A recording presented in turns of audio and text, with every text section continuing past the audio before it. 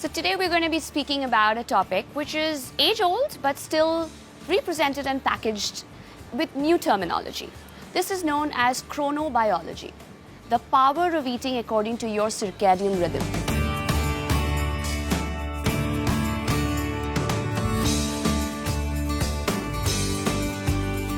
Didn't we always say that our forefathers or our ancestors were really an intelligent lot?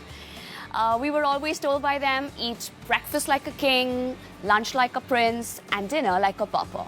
Well, today science has proven that they were right all along.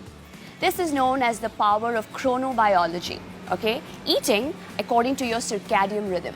There was a large-scale study done to support this finding. The study took obese women and put them in two separate groups, isocaloric groups. Eventually, they ate the same number of calories.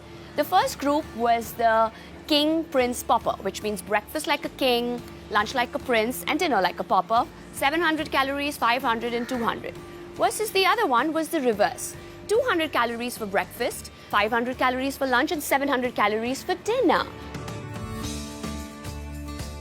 Eventually, at the end of 2 weeks, it was found that the king, prince, pauper group lost twice as much weight as the pauper, king, prince group. Easy, right? Don't we all love eating our breakfast huge and breakfast rich and breakfast well?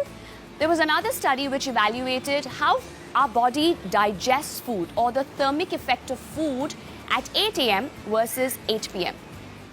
So the same food was given to the same set of people at 8 a.m. and then at 8 p.m.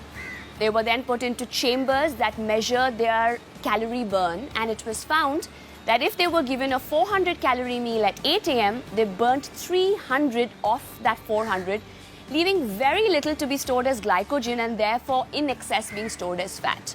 Versus the reverse, if they ate the same 400 calories at 8 p.m., they burnt up only 220 something odd, and the rest was all extra, which the body had to then convert and store as fat.